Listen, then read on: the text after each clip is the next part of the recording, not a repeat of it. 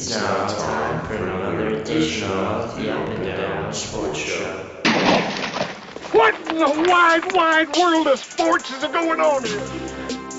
Don't jerk me around. It's a simple question. Hey, boys.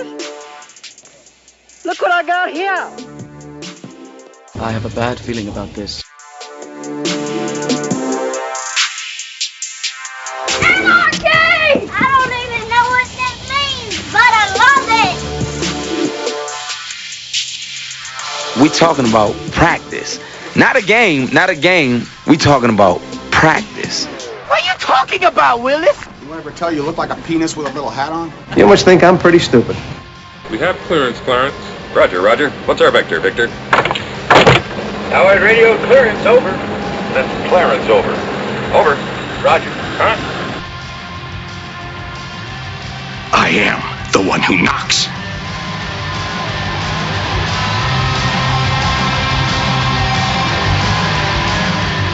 Mike, were you really sick this week? What was the problem? I broke my back. What do you mean by that? I don't speak freaky deaky Dutch. Okay, perv boy? Spinal. Ridiculous. It's preposterous. It's ludicrous. By God, it's impetuous. So does that mean you're going to help us? Oh, it's on.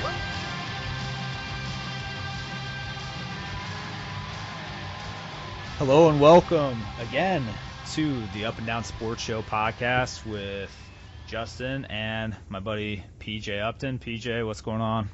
Mr. Ultra. Rough weekend for NFL for you, buddy. I hate football. You don't hate football. It's the best time of the year. Sunday was rough for me. Between the fantasy malarkey I pulled off, the malarkey I had to watch at noon on Sunday on a crappy Soldier Field, and that's not even talking about what the football team did. Oh, yeah. It'll be okay. It'll be okay. So to our listeners, we're going to be doing a strictly NFL pick'ems and covering a little bit of college football in this podcast. Should be a pretty good week of NFL, as always. Although college football is looking a little bleak when it comes to top 25 matchups. So we're not going to be breaking down any individual games this week, but we'll be covering our 4 teams that we predict to be in the college football playoffs, as well as every NFL game. Just to give us a little plug in there, please follow us at Up Down Sports Show, or give us any feedback or questions at updownsportshow@gmail.com. We would greatly appreciate it so we can give the people what they want and continue to make this podcast as good as it possibly can be. And with that, PJ, let's give a little quick recap of what happened this past weekend. I was able to narrowly edge you out in the NFL pick'ems. I picked 10 of the 16. I was 10-6. You were 9-7 this weekend. Yeah, we were neck and neck there with going down that Monday night game, and I felt really good after that first quarter. And then the Steelers decided that they wanted to give you the win this week. Yeah, I mean, it was looking really good, and then one bounce back to Kiesel, and he's running down the left sideline into what amounts to be a Le'Veon Bell touchdown a couple plays later, and 24-13. Yeah, I mean, the Steelers still have not lost a Monday Night Football game at home in 22 years. I like them at home. I think if that game's played in Texas, it would have had a completely different outcome, but hey. Steelers can show some explosiveness here and there, and they're not a bad team. I'm not surprised that they got the win there. But any other surprises from this past weekend? Ultra, 3-4 is unacceptable.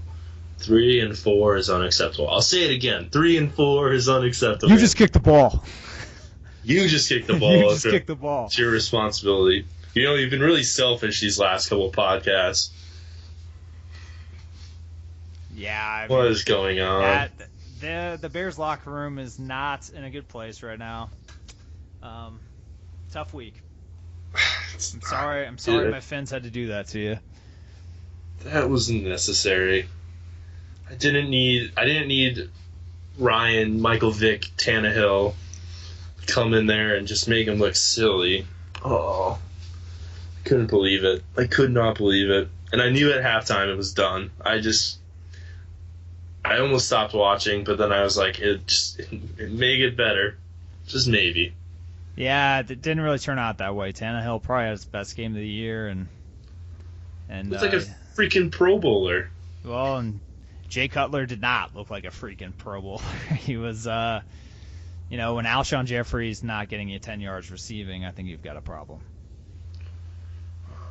There's so much more than that, but much. Well, we can talk more about the Bears with their upcoming matchup, but Week 8 we'll start with this Thursday night. The Chargers play in Denver against the Broncos. PJ, is there any reason to believe that Peyton Manning is not going to throw for 4 touchdowns and beat Phillip Rivers once again? I hope he throws all 4 touchdowns to either Emmanuel Sanders or Ronnie Hillman, because I've been getting killed by Broncos, by the Thomas brothers. They've had my number all fantasy every week. In one of my leagues, I'm playing one of them. They're just killing me. It sucks. But I think the Broncos will win. I think the Chargers will normalize a little bit here, but I think the Chargers are still a pretty legit team. But yeah, I think Broncos at home, short week of preparation. Payne got nothing to worry about. Yep, I agree with you. Although the Chargers have looked really good, especially at home, which I think that they'll be pretty competitive against Denver. Broncos have been lights out at home. There's no reason that I think that they would lose this game. I think Peyton plays his typical game. Broncos' defense has been much improved. I think they give Phillip Rivers enough trouble to knock him off and put up enough points to win this game pretty handedly. So PJ and I both have Broncos in that one. Next game is Lions at Falcons. The Falcons coming off a pretty bad loss. So good. Coming back off a couple bad losses. Just lost to the Ravens. The Lions coming from a comeback victory at home against the Saints. Who you got? That one. Oh, screw the Lions. They're really good. That sucks. I picked the Falcons because I think maybe they'll put something together. I don't really know. Since they're at home, I think you got to give them some advantage there. I kind of picked this way too, just to maybe get a little edge on you this week. And I figured you might pick the Lions, and hoping maybe my boy Matty Ice and the Falcons can get some Atlanta loving and pull something out this week. Yeah, I don't know. I just don't see that happening given how bad the Falcons secondary has been. Yeah. I mean, I know that they've been a lot better team at home. They have their only 2 wins at home against the Saints and against the Buccaneers, but newsflash, Lions have a much better defense than both of those teams. And the Falcons have had terrible offensive line issues the entire year. I think they're going to have a field day up front. I think Matt Stafford, Calvin Johnson has practiced already this week, maybe playing. Yeah. Good strategy on your point. I'm not sure how well that game's going to pay off for you. I have the Lions winning that one. We'll see. Yeah. Next game, AFC East divisional matchup, Bills at Jets. Geno Smith going to have another good game and pull a win out, or is Kyle Orton going to keep this ball rolling for the Bills? Orton strong, baby. Orton strong. Third string running back. I mean, I'll be fine. The Jets are just going through some stuff. I think the Bills' defense will really help here. Percy Harvin, suiting up. Yeah, no, thanks. Unstoppable. Hopefully it's going to transform that offense. When Geno throws his first dirt ball in the game, hopefully Percy doesn't go punch him on the sideline. Yeah, we'll see how long he lasts in New York, but I don't know. Can we just talk about that for like? Yeah, we should. How we weird should that address was. that trade. For those who haven't heard, and I'd be pretty surprised if you're listening to this podcast and haven't heard this about already. Percy Harvin got traded from the Seahawks to the New York Jets for a conditional pick that could turn out to be a 4th rounder. Second to fourth round. This is a guy that took a kick return back for a touchdown last year's Super Bowl. And surprisingly, only had played 8 games for Seattle. Which is, it is surprising. I would have pegged it to be more. Especially for how much they got for him and kind of how big of a name he is, just from injuries and whatnot. But man, what a trade. I don't really get why the Jets would do it. When it happened, I do not. I have a slight conspiracy as to why. I'll address that in one moment. But what I do think when I saw this trade was instantly, I think I tweeted out even, and I said, there's more to this. Like, this isn't just, we're just getting a draft pick. There's other stuff. This is just scream that. And sure enough, there's a lot of locker room beef. Got Percy punching other wideouts before Super Bowl games. He's getting in fights with guys. Stuff comes out that he was a pain in everyone's rear. And he was in Minnesota, just very high maintenance. So maybe he fits in really well with the Jets then, from that aspect. But yeah, I mean, from a pure football standpoint, I think it makes a lot of sense for Percy Harvin to go to the Jets. They've been a limited offensive team for a long time now, since the Mark Sanchez era began. I mean, they've struggled moving the ball. They've always been a pretty consistent running team, but they haven't been able to stretch the field. And is Percy Harvin going to be a for sure answer to that? No, but very rarely are guys like that going to become available, and he is an electric player. He can help out special teams wise, and I think that while the Jets are going to have to sink some serious money into this guy, he does help out their football team and actually gives Geno Smith someone to throw the ball to other than Eric Decker, who hasn't been that consistent this year.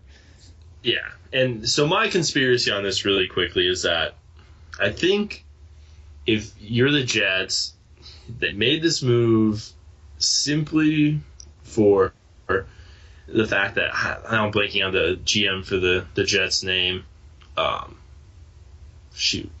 Anyway, doesn't matter. That dude made this trade because he's trying to save his job, and I think Rex at this point is probably gone. And I think, if you're, if you're what's his nuts, Mr. What's His Nuts. GM What's His Nuts. Yeah, he should be the GM of the Jets. But yeah, he made this move just kind of save his job, show he's making a trade and saying, I tried to help Rex, I tried to help our offense, still weren't doing very well.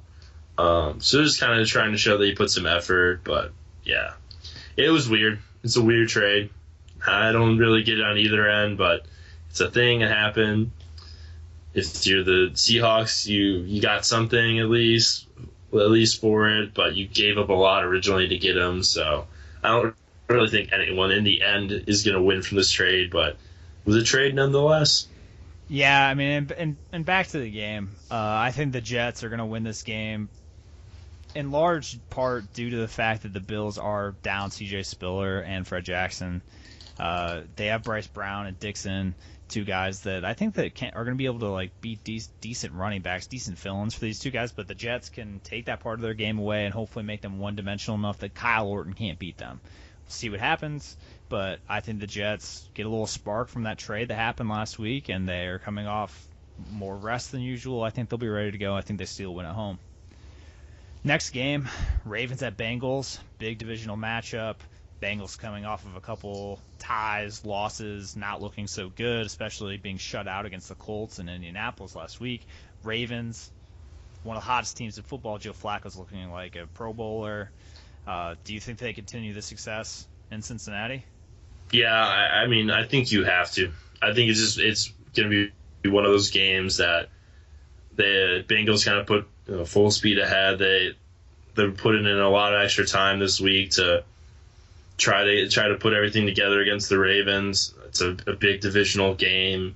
I think it'll be a very good game, but yeah, I was kind of disappointed by that Cincinnati Colts game last week. So I don't know what was going on with their offense, but I know what was going on. It was AJ Green being out and them having to throw the ball to Sanzenbacher and Tate all game. Yeah, but I was still just kind of surprised that they couldn't do anything. Like literally, they couldn't even get the ball to Giovanni. It just, hopefully, it was just one of those things. They just kind of got the ball rolling in the bad direction during that game. Really couldn't recover, and it was just a really off day for them. But yeah, I think against the Ravens, a team they're familiar with, they're able to put together a solid game plan and get something going. I think the Bengals win it at home as well. But if AJ Green doesn't suit up, I definitely I might have to flip-flop on this one. I think this is a different team without AJ Green. AJ Green. Picks are final. Ultra, no flip-flopping. Okay. Well, I'm taking the Bengals, hoping that AJ Green plays for several reasons, but he is the most explosive player on this offense, except maybe Giovanni, but Giovanni can really struggle to get things going if they're not moving the ball through the air. And AJ Green, no one's seen this dude play, he's a pretty good wide receiver in the NFL. He really makes Andy Dalton's job a lot easier. And regardless, I know that the Ravens have been playing really well on the offensive side of the football, especially, but I think that the Bengals, after a couple rough weeks against Cam Newton or Andrew Luck, that they're gonna prepare well and be ready to go in this game and hopefully get their secondary back to where it needs to be. So we agree on that pick, and I'm thinking we're probably going to agree on this next one. Seahawks at Panthers. Yeah. Did the Seahawks finally get a W? I thought that we both thought that they were going to run all over the Rams last week, and a couple crazy special teams plays later, 28-26, going home. Yeah, I mean, the Rams made some really great gypsy football moves on the Seahawks, but yeah, I don't really have much football insight to give on this one. I think the Seahawks will win. I think the Panthers are going to they're going to struggle some. I think Sherman, Earl Thomas, they're going to be able to neutralize Kelvin Benjamin and Greg Olsen. They've been able to defend tight ends really well. So yeah, I think it's going to be tough. They're going to be able to eliminate a lot of the strengths the Panthers have on offense, and I think Russell will just kind of get that offense back in groove this week, and they'll be able to pull it out and get back on track. A lot of people are calling the Seahawks defense out right now. They have been, I wouldn't do. But they've been a Don't shell. make Richard angry. They've been a shell of themselves thus far this season. A lot of people on the defensive side of the ball got paid this offseason, and I know Richard Sherman hasn't been making any glaring mistakes, but in general, this team is letting up a lot of points per game. 28 points to the Rams isn't exactly impressive. And this is after letting up 30-plus points to the Cowboys the week before. I don't know. I think that they're going to come in with a chip on their shoulder in this game. But I tell you what, this is going to be the game that's really going to show you what kind of team Seattle's going to be the rest of the year, because if this defense can't turn it around, their offense is not built to put up 25-plus points every game. All I got to say is don't talk crap to Richard. Him and Steve Smith are like two guys you don't make angry, because as much as they talk, I think there should be a real attribute added to you're scouting football players, especially is dudes that can back up their trash talks. They're the scariest people to play against. Well, right, but they play zone. You can just throw it to the other side of the field. Yeah, but just those two dudes you don't want to make angry. They gives them extra motivation, makes them better for, you could say it somehow makes them better. I don't know. If I'm the Panthers, I'm putting Kelvin Benjamin on the opposite side of the field, and I'm rolling that way every time. Well, Cam Chancellor wants you to do that. Just don't make Richard angry. We'll see. I think that their defense is going to be much improved in this game too, but we'll see. The next game, I'm sure you're heavily invested in. Bears at Patriots. Next. Can the Bears score more than 2 touchdowns this game? All right. Hold me back. What I have a problem with the Bears. Oh, well, the next hour will be a rant by PJ Upton. No. After last week, I don't know. I picked the Patriots. Bears will probably come out win. Who cares? I don't get it. This team is so inconsistent, and it's not the defense. I've been totally fine with how the defense has played this year, and how this team was set up was that this offense was going to outscore other teams. Defense was going to be average. They were going to hold teams, and that. I think if the Bears defense gives up 24 points to any team, this offense, based on what Mark Trestman's pedigree, based on the talent they have assembled, and how they played last year in the first year of an offense, they're now in the second year of the same offense. You shouldn't digress. You should not get worse in an offense like this, a complicated offense, nonetheless, but still an offense you're in the second year of, and you're playing worse. You've digressed in some way, in some possibilities. But do you know what may be a slight cause of that? Is Jay teams Cutler, have adjusted. Jay Cutler didn't really have a full year in the offense, and McCown put up better numbers than he did when he was in it. But you've had 2 off seasons. Like, that in and of itself is, one aspect of that I've looked at is perhaps it's the fact that you had every team that is playing the Bears this year had a full off season look at all of Mark Trestman's offense. They were able to figure it out, and now it's on Mark Trestman to adjust, and he hasn't really shown that in any aspect of this season, adjusting in the middle of games, whether it be in between possessions. It's basically he's going with this game plan, and he's kind of just going with it, doing it. There's not much change going on, and it doesn't look well. It doesn't look organized. There's just nothing about it makes me feel good about this at all. And you just have a team that it's now become this. It's become the Cowboys in a lot of ways. Well, they've gotten a lot of comparisons in the media to the Cowboys this week, saying that Jay Cutler is the Tony Romo of the Midwest, that they're just a team that's throwing the ball when they should be pounding the rock with Matt Forte or DeMarco Murray, respectively. Do you agree with any of those comparisons? Do you think they need to change their mentality? I think Matt Forte had 2 carries in the first half against the Dolphins this past Sunday. Yeah, I had felt that way somewhat going into this season. I thought, man, I had a lot of high hopes for it, and then, but when you listen to how people describe this team and talk about the talent that's on offense and whatnot, and you just think that talent in and of itself is going to matriculate into a good football team, and it's just not there. And now the thing that pisses me off more than anything is it's a side crap that's going on. You've got Brandon Marshall telling Robbie Gould just kick the ball. He's calling people out. Fine. If you really feel the need to do that, go for it, dude. But yeah, the door being open, now you have that, and it's taken away from the actual football that's being played. It's like starting to become a circus now, and I don't want that on my football team.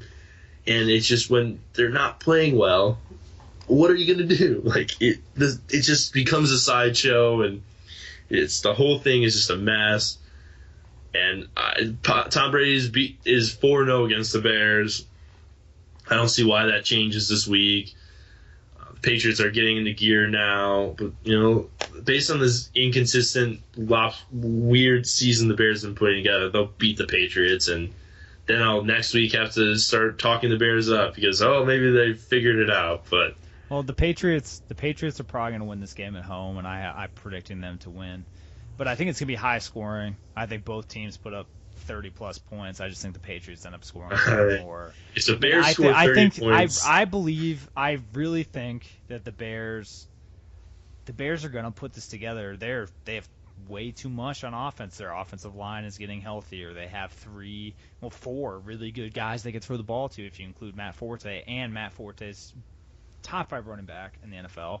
And I don't understand why Trestman is all of a sudden, and it's really been the last couple of weeks, that decreases his carries, but he's throwing the ball to Matt Forte 10 times a game. Little dump offs here or there. And I'm not sure if this is necessarily a good thing to do if you're trying to maximize the space you're going to give to Alshon and Brandon Marshall, dudes running down the field that can make big plays. I mean, sure, if you play the Falcons, one of the worst pass defenses in the league, those guys are going to look pretty good. But the Dolphins have a good pass rush and a really good safety this year in Rashad Jones, and then Brent Grimes and Cortland Finnegan have both played pretty well, and obviously played pretty well this weekend considering the numbers that those two guys put up. So I think that Darrelle Revis is going to cause some problems to one of those guys, but the good thing about the Bears is that they've got 2 other guys that can really exploit other places where the Patriots' defense is going to struggle. So going to be a high-scoring game, but Tom Brady's rolling right now, like you said. If the Bears score 30 points, I'll be happy. I just think I almost hope to see it just – you almost take some of the decision out of Jay Cutler's hand this week, dial back whatever offense they've put together. Yeah, I think this week you almost have to try to see if Matt Forte can win you a football game, because that's been the only things I liked about the game was Matt Forte, Jay Ratliff, who killed it, and probably the boot. That was it. A rough game. Put it behind you. So we both have the Patriots in that one, which I know kills you. But next game, J.J. Watt versus Charlie Whitehurst. Yeah. Well, today some reports came out that the Titans said they're going in a different direction. Is what they told Jake Lockers. They're going in a different direction. It's going to be good old Zach Messenberger's team. And yeah, I think the Texans will win. I think they had some sort of lapse in that Monday night game that I was kind of surprised about. And you hope maybe against a team like the Titans they can play a complete game and close this one out. Yeah, the couple times I've been able to watch Ryan Fitzpatrick this year, he's actually moving the ball okay for that offense, and Arian Foster's running up and down the field. I think he's going to have a big game against the Titans. J.J. Watt does his typical J.J. Watt thing and dominates the Charlie Whitehurst's scrimmage and gets Charlie Whitehurst's ponytail. And makes the Titans' offensive line very, very sad. I think they win this game pretty handily. Next game, my Dolphins coming off a big win in Jacksonville. Stormin Johnson, Denard Robinson, the future, baby. Yeah, I'm sure they're the future. I don't think here's a bad prediction. You said last week if the Jaguars could run the football and they could show you they could run the football, you'd finally start picking up. They showed you they could run the football. Well, but they showed me they could run the football against the Browns, who had a pretty bad rush defense. So I don't think Denard Robinson will ever rush for 100 yards in a game. I will bet you that happens. What do you want to place on that bet? I bet you that happens. Friendly wager, I like to say, and we can discuss that another time. But I have the Dolphins in this game. Jags. I know the Jags defensively, especially creating 25 incomplete passes by Brian Hoyer and limiting what Ben Tate, Isaiah Crowell have been able to do thus far this year, which is run the football pretty consistently. Jaguars look pretty good, and while their quarterback didn't necessarily have a stellar game, they did run the football, and they did enough to get the win. But I don't think they're going to have as much success against a pretty good Dolphins pass rush this week. Tannehill's actually playing up to his potential, and I think that continues. Jaguars, baby. Jag City. They're going to keep running it. They're going to run it. They're going to run it. They're going to run it. I don't even want to talk about Denard anymore. Next game, Rams at Chiefs. Can the Rams keep the momentum they have against the win against the Seahawks? No. Nope. Short. Not answer, in no. Not in KC.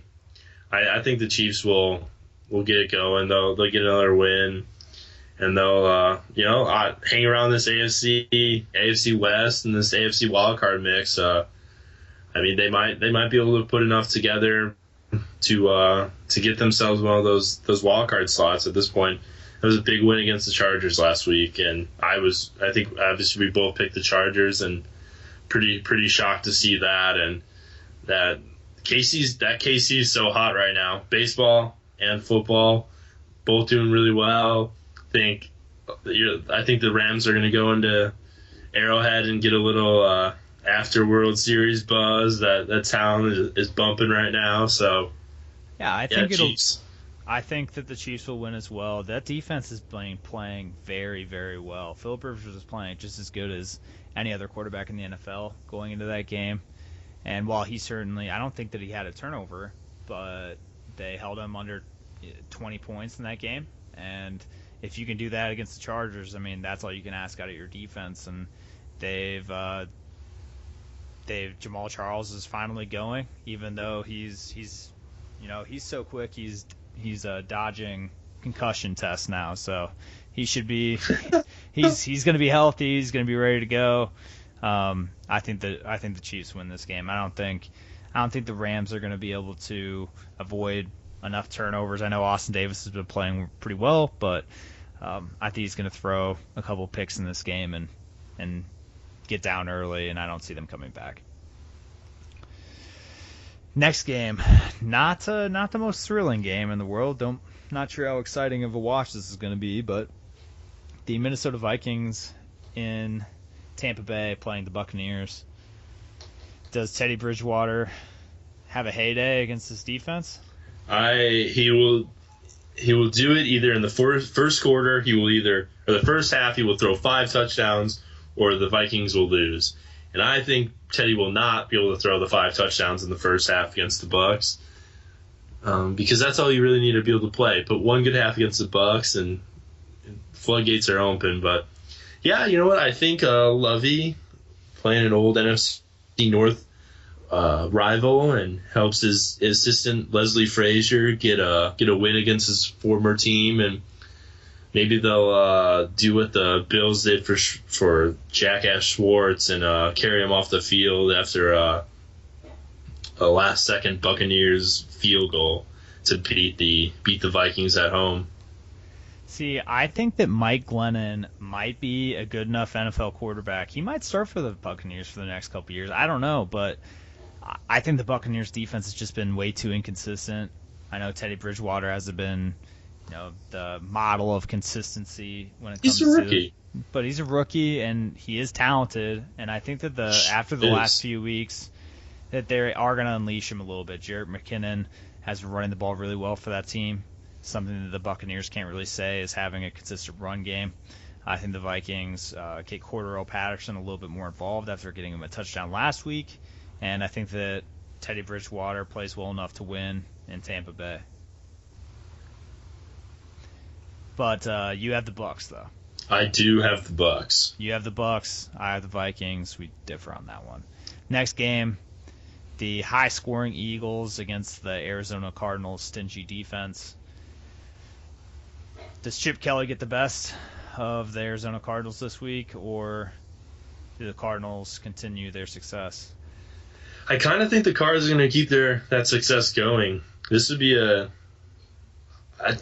game that I could see the Cardinals lose, but that defense has looked really good so far. I think, playing that same aggressive kind of style they have been playing is a really good way to counteract this Chip Kelly offense, and maybe make them have to slow it down just a bit, just because they're going to have to try to pick up some of these blitzes and really pick up some of what the Cardinals defense is putting down there. But yeah, I think the Cardinals, I have no reason at this point to say the Cardinals are going to lose, because they haven't shown me really any red flags, despite going into the season you could point out a lot. None of their real weaknesses have really come out. Yeah, to put it pretty simply, I think that if Nick Foles had struggled moving the ball, had strokes, if he struggled, if he struggled against the 49ers moving the football, he's going to really struggle against the Arizona Cardinals. They have a better defense. They have a much better secondary. I know the Eagles have a pretty high-scoring offense, but I think the Cardinals' defense has been playing too well. And Carson Palmer looked really good last week, and Andre Ellington's been running the football. That team's looking like one of the best teams of football right now. Until they lose, it's hard to predict. I think they get the W. Next game, Raiders at Browns. Not two teams with not a whole lot of success in the last decade in the NFL. Does Brian Hoyer bounce back? Or he should, I think. If not, it'd be I kind of rooting the old JFF jerseys wants to break out. I'm screaming out my closet. Maybe the Browns struggle in the first half. Maybe they're down by a couple scores, and Pettin pulls the cord and says, "Johnny football up," and Johnny comes and wins them the game in the second half for the home crowd. But the Raiders aren't good enough to have that really happen. So I agree. I think the Browns are going to win. Wishful thinking. The Raiders played the Chargers pretty close 2 weeks ago, but they haven't been able to score the football. They can't run the football. They've had a lot of turnovers out of their quarterback and Carr. And I think Brian Hoyer knows that if he doesn't step up his game, that Johnny football is going to be coming in to replacing him real quick. Yeah. I think the Browns win. We didn't mention Johnny at all in our first podcast. I feel bad about that. I don't think we. At least I don't think we did. I don't think so either. I don't know why. We messed up. We going messed up. Man, that's too bad. Obviously, PJ and I are huge Johnny football supporters. It's Jonathan now. That's Jonathan Manziel. Yeah, I'm hoping that. I'd love nothing more than to be down 21-0 at halftime and him to roar them back to victory in the second half. But hey, it's only a matter of time, not a question of if, question of when. But yeah, I think the Browns get this one. I think Brian Hoyer doesn't completely fall off the edge yet. Anyway, next game, Colts at Steelers. Andrew Luck, unstoppable. Drinking that. Does the Steelers defense contain him in this game? No. I don't think they do. Not going to be able to do it. Not going to be able to do it? Nope. I don't think this is going to go very well. I think Colts win pretty handily. Drinking that Colt 45 bandwagon juice right now. Yeah, I know the Steelers actually, it's Colt 44 juice. It's for Ahmad Bradshaw. Of course. My fantasy stud. Biggest steal of my fantasy stud. He's been dope. And I hope that continues. As I also hope the Colts continue to win. I can't bet against Luck at this point. Nope, I agree. I know Pittsburgh's usually pretty tough at home, and they have a really good running back in Le'Veon Bell.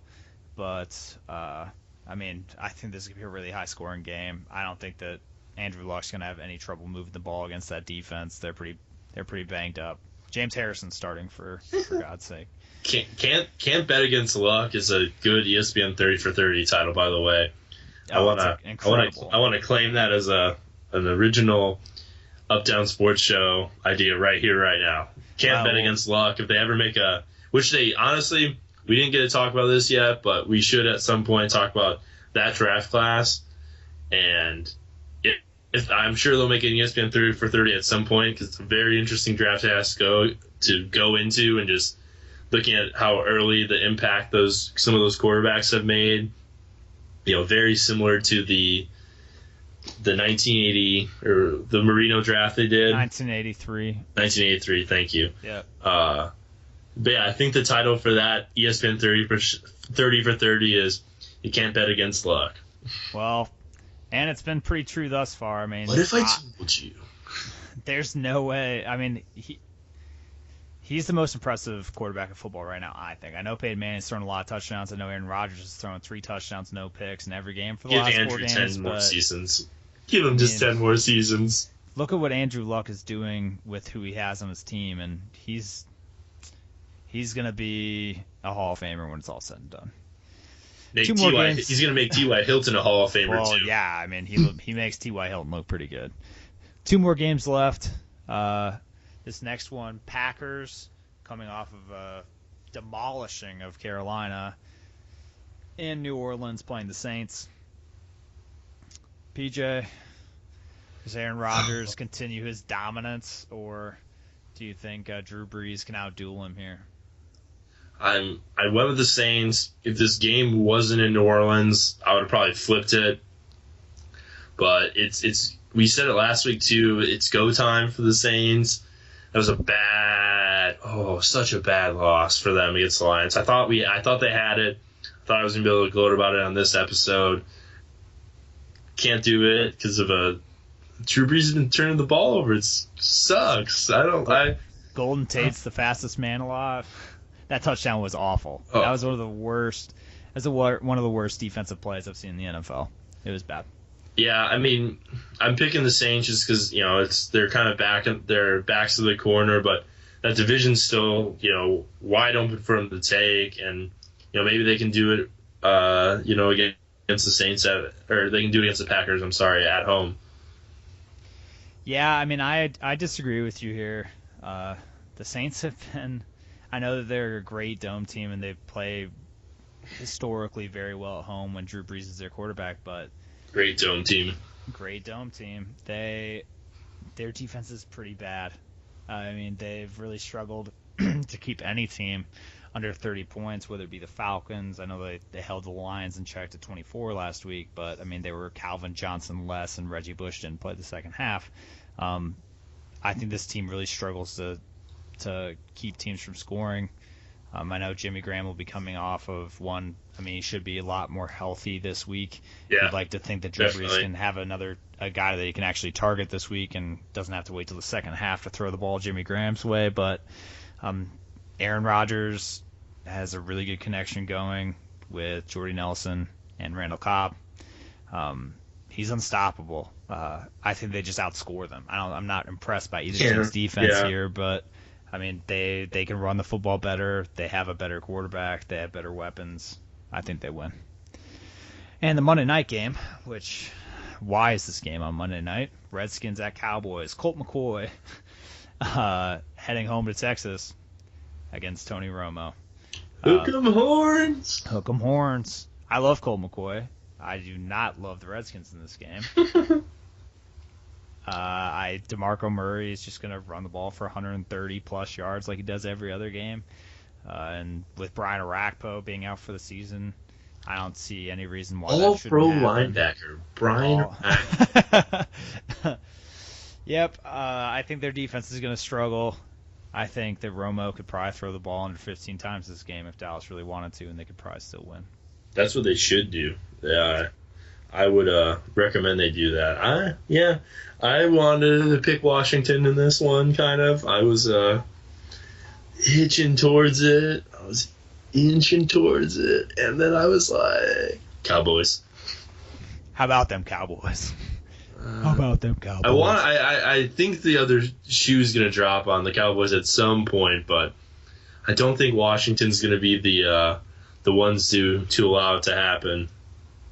So, yeah, I think Cowboys beat Washington. This is probably going to be one of those Monday night games you watch maybe the first quarter, and the Cowboys will be up by at least 21 on Washington, and then I can go do other things to my Monday night, like watch Gotham. I haven't watched much of that show yet. I've watched the first 10 minutes of the pilot, and it was bad acting, but I'm going to give it another shot. But on another note, so yeah, we'll see what happens out of this week, pick'ems wise. We got a couple differences here, especially, I mean, good luck with that Falcons-Lions game, buddy. But moving on, we'll cover a little bit of college football before we call it a day here. Like we said at the beginning of the podcast.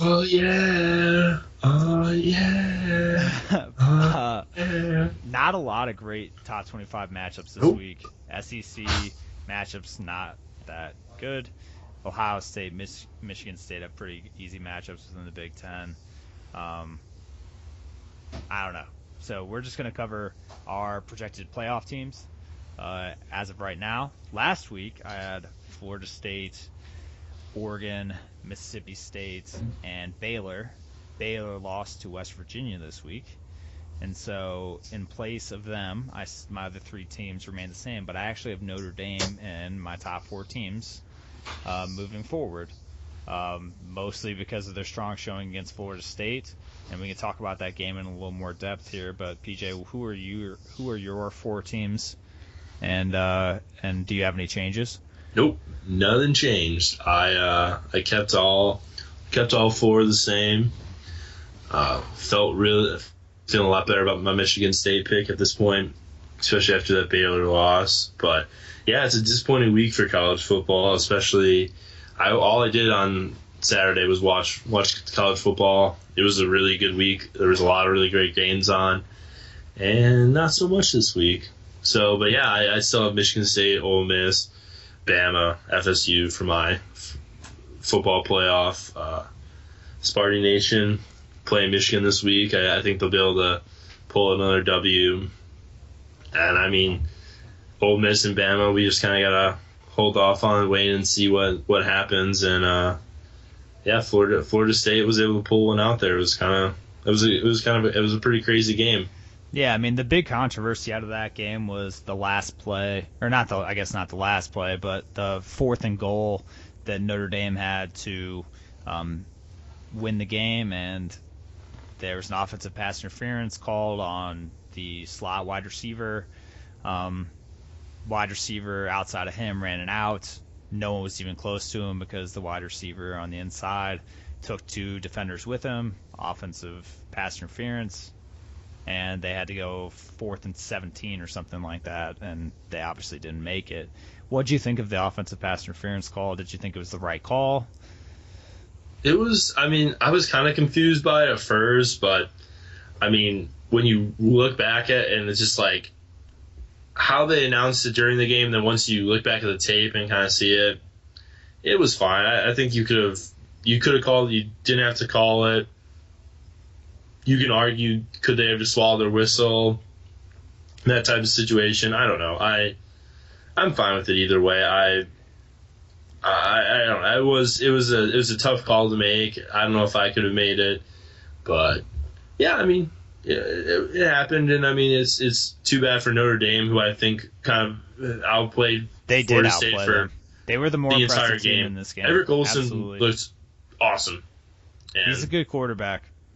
Yeah, he looks really great. It doesn't take a lot outside of just looking at Notre Dame when they made it to the national championship game 2 years ago and having a kind of a rough year last year, and now they're really good again. And what's the common factor in those 2 teams? Well, Everett Golson is a quarterback, and he's the real deal. It'll be interesting to see how his NFL draft stock looks with going into bowl season and everything, because he's not a guy that's talked about a lot, and he really should be taking reps from Denard in Jacksonville.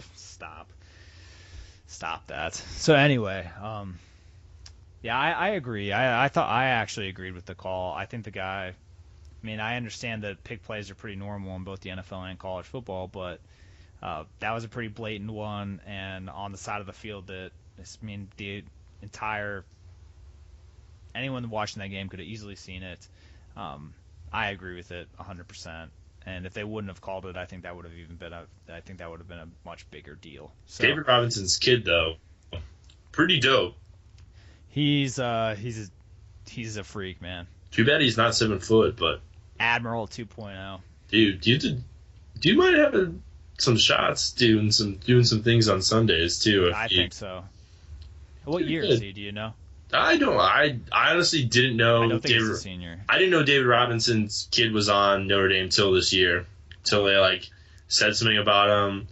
Did some more Joe Pesci research, and I found out some things. And David Robinson's my dude. So that's probably the one positive thing I can say about Notre Dame is they have a David Robinson son on them. Right. Even though I tried to say nice things about Notre Dame last week, and then you kiboshed everything I said. So well, I'm sorry. I'm a little biased. I'm sorry. Well, I was almost had to eat my words given the outcome of that game, but hey, that pass interference really bailed me out.